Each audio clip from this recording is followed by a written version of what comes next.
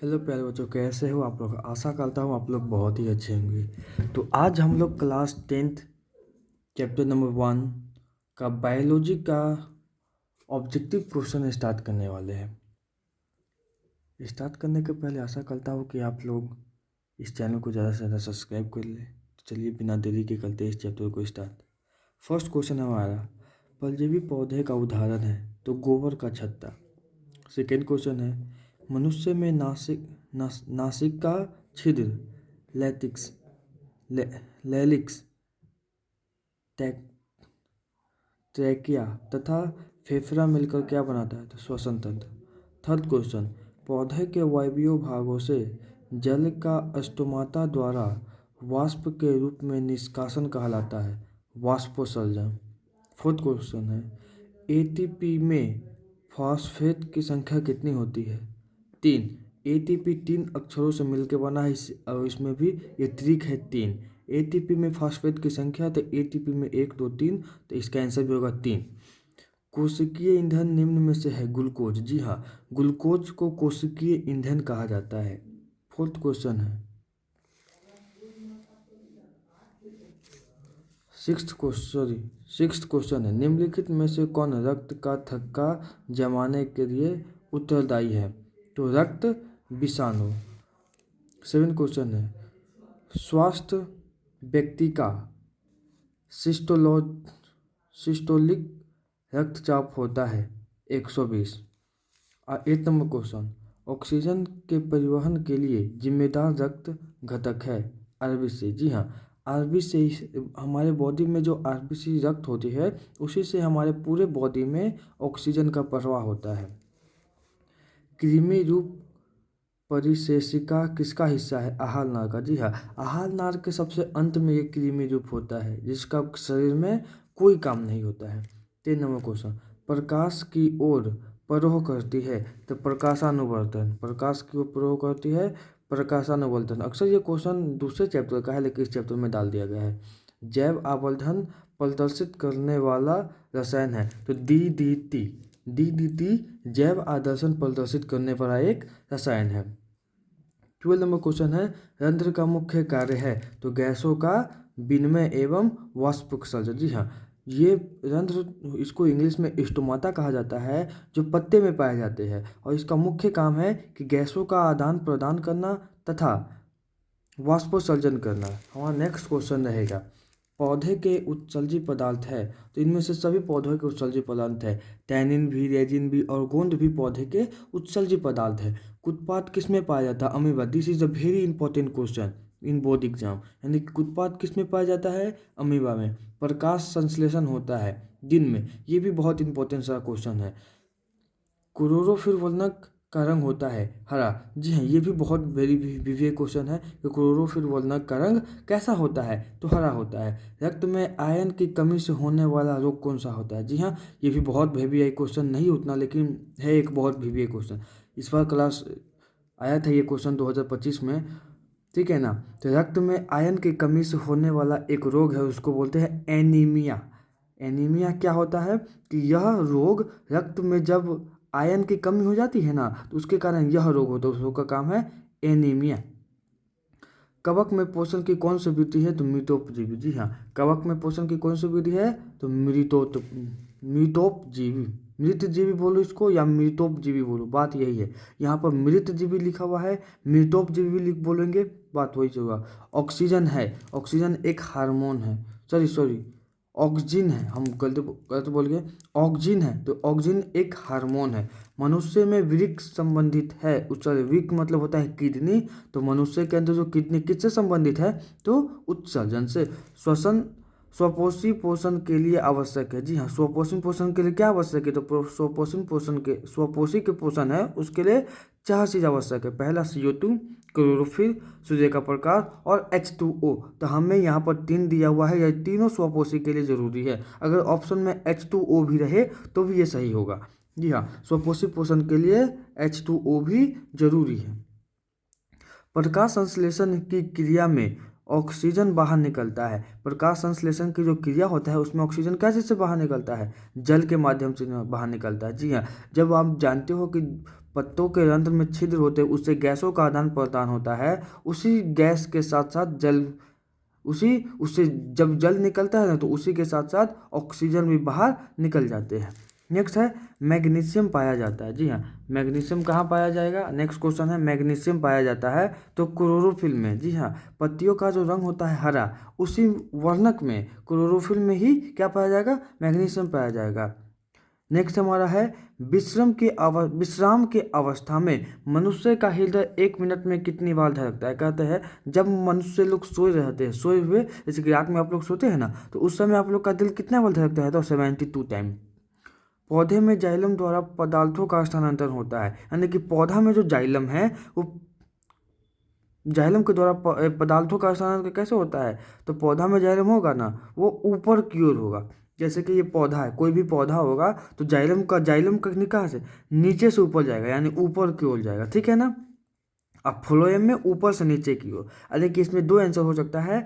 कोई अगर पूछा जाए कि जाइलम द्वारा पदार्थों का स्थानांतरण तो ऊपर की ओर या नीचे से ऊपर की ओर। अगर पूछा जाए फ्लोएम द्वारा तो नीचे की ओर या ऊपर से नीचे की ओर। मनुष्य में प्रमुख उत्सर्जी अंग है तो वृक्क। ये बहुत ही विवेक क्वेश्चन है। अब हमारा नेक्स्ट आ चुका है। नेक्स्ट है अमीबा अपना भोजन किसके द्वारा पैदा करता है? यानी अमीबा जो होता है वो अपना भोजन किसके द्वारा पैदा करता है? तो कुछ पात के द्वारा। सेकेंड है 28 नंबर कि निम्नलिखित में से कौन मलेरिया परजीवी है? तो प्लाज्मोडियम। बहुत ही अच्छा क्वेश्चन है ये। नेक्स्ट है कार्बोहाइड्रेट, प्रोटीन तथा वसा के पूर्ण पाचन का स्थल निम्नलिखित में से कौन सा है? छोटी आंत, जिसको हम क्षुद्रांश भी बोलते हैं। क्या बोलते हैं? क्षुद्रांश। 30 नंबर क्वेश्चन खुली परिसंचारिता तंत्र पाया जाता है, यानी कि खुला किस में पाया? तो कॉकरोच में। इसका कैसे क्या हो जाएगा? कॉकरोच। नेक्स्ट 31 नंबर हमारे शरीर में कौन सा हार्मोन कार्बोहाइड्रेट, प्रोटीन तथा वसा के पाचन का नियंत्रित करता है? तो थायरॉक्सिन हार्मोन। कौन सा हार्मोन? Thyroxine hormone. इसका आंसर क्या हो गया? Thyroxine hormone. नेक्स्ट है किस पौधे में रंध्र अनुपस्थित होता है? कहने का मतलब कौन सा ऐसा पौधा है जिसमें स्टोमाटा यानी कि रंध्र नहीं पाया जाता है? तो हाइड्रिल्ला। हाइड्रिल्ला मार्क एक ऐसा पौधा है जिसमें क्या नहीं पाया जाता है? रंध्र नहीं पाया जाता है। रक्त में ऑक्सीजन कहाँ वाहक करता है? यानी कि रक्त में जो ऑक्सीजन होता है वो कहाँ सॉरी गलती क्वेश्चन पढ़ दिया। रक्त में ऑक्सीजन का वाहक कि रक्त होता है ना खून, उसमें ऑक्सीजन का वाहक कौन करता है? तो हीमोग्लोबिन। जी हाँ, आरबीसी। या तो आपसे इस प्रकार से भी क्वेश्चन पूछा जा सकता है कि आरबीसी जो रक्त होता है वो लाल क्यों होता है? तो यही हीमोग्लोबिन के कारण ही होता है। जीवन की एक महत्वपूर्ण विशेषता है वृद्धि। जीवन की एक महत्वपूर्ण विशेषता है कि हमारे शरीर का कोई ना कोई भाग ऐसा जरूर है जो हमेशा वृद्धि करता है। ठीक है ना। जैसे कि आप देखते हो जब बच्चा जन्म लेता है तो कितना छोटा रहता है और बाद में वो कितना बड़ा हो जाता है। तो जीवन का ये महत्वपूर्ण विशेषता है कि कोई भी चीज़ हो वो अपने अंदर वृद्धि करता ही होगा। सिर्फ मैं सजीव की बात कर रहा हूँ, निर्जीव में कभी वृद्धि नहीं होगी।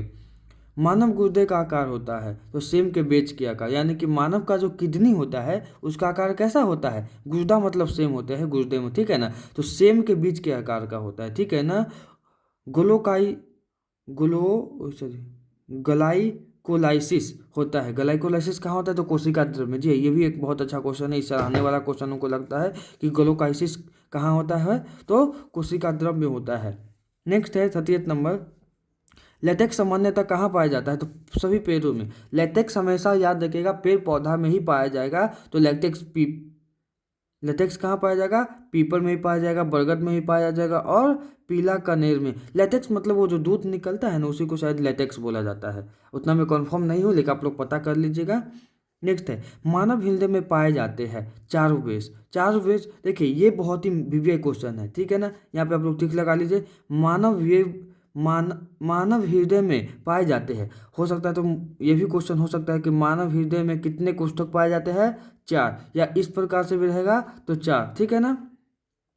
नेक्स्ट है ये चैम्बर भी हो सकता है। ठीक है ना। वेस्ट को कोष्ठक भी बोलते हैं, चैम्बर भी बोलते हैं। ठीक है ना।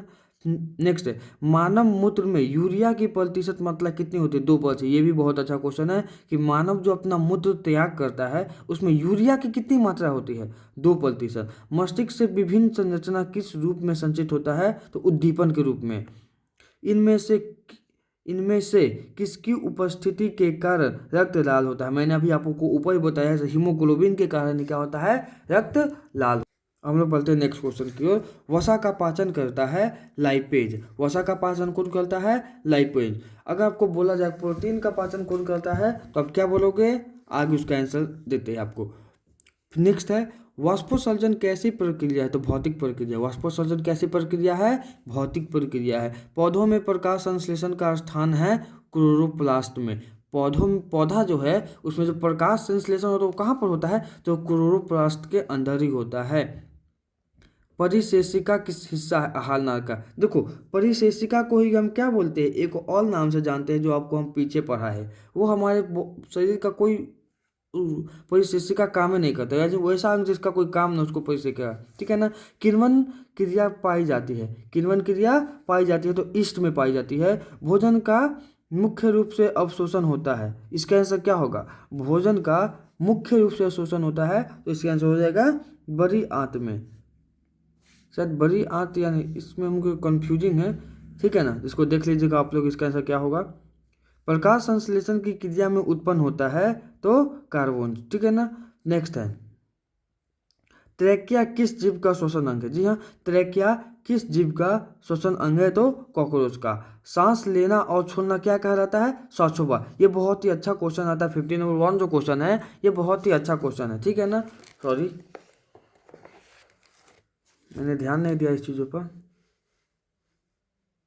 ये जो 15 नंबर 1 क्वेश्चन है ये बहुत ही अच्छा क्वेश्चन है सब्जेक्टिव के तौर पे।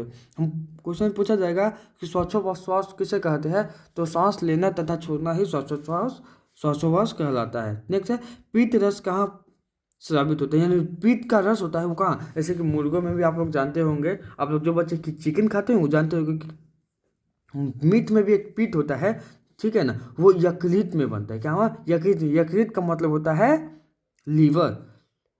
गाद कोशिका की कौन सी भित्ति मोटी होती है? तो भीतरी मोती। गाद कोशिका की कौन सी भित्ति मोटी होती है? तो भीतरी मिट्टी। एक स्वच्छ मनुष्य में प्रकुंचन एवं अनुशिथिलन दाब होता है तो 120/80, ठीक है ना। ये VVI क्वेश्चन है। तंत्रिका तंतु की उत्पत्ति किस प्राथमिक ऊतक द्वारा होता है? तो क्या होगा? एंजुमन। नेक्स्ट है, मनुष्य में वृक्क एक तंत्र का भाग है जो संबंधित है उत्सर्जन से। मनुष्य में जो ये वृक्क का मतलब हम लोग को बताया था कि किडनी होता है। वृक्क ये किससे संबंधित है? तो उत्सर्जन से संबंधित है। पादप में जाइलम उत्तरदायी है तो जल के वाहक है। जी हाँ, पादप में जाइलम किसके लिए काम करता है? यानी कि पादप में जाइलम जो कोशिका है, ये एक प्रकार का क्या है? जाइलम कोशिका। ये किसके लिए काम, ये क्या काम करती है? तो ये हमेशा एक क्यों काम करेगा? ये जल को धोएगा, नीचे से ऊपर, नीचे से ऊपर, नीचे से ऊपर जल को ऊपर ले जाएगा, ठीक है ना। स्वपोषी के लिए आवश्यक है तो स्वपोषी के लिए 4 चीज आवश्यक होता है। कार्बन डाइऑक्साइड, यहाँ पे देखिए यहाँ जल दे दिया है। पीछे हमने पढ़ा कि यहाँ पर एरो दिया हुआ था, सिंबल दिया हुआ था, ठीक है। इनमें से सभी क्लोरोफिल, सूर्य का प्रकाश, कार्बन डाइऑक्साइड और जल भी स्वपोषी के लिए जरूरी है। नेक्स्ट है, स्वपोषी होते हैं हरे पेड़ पौधे। स्वपोषी क्या होते हैं? हमेशा याद रखें, स्वपोषी हरे पेड़ पौधे ही सिर्फ स्वपोषी होते। एक छूट गया 59 लिखा हुआ है, पाइरुवेट के विखंडन से यह कार्बन हाइड्रोक्साइड, जल तथा ऊर्जा देती है और यह क्रिया कहलाती है माइटोकॉन्ड्रिया में। यानी कि पाइरुवेट का पूर्ण जब विखंडन होगा ना तो कार्बन डाइऑक्साइड बनेगा, जल बनेगा, ऊर्जा देता है। तो यह क्रिया कहाँ होता है? तो माइटोकॉन्ड्रिया में। आशा करता हूँ कि ये वीडियो आपको बहुत ही अच्छा लगा होगा। अगर ये वीडियो आपको अच्छा लगा है तो मैं चाहूँगा ज़्यादा से ज़्यादा मेरे चैनल को सब्सक्राइब कीजिए। आपका एक छोटा भाई बहुत ही मेहनत करता है तो please please please subscribe this channel and like. Thank you.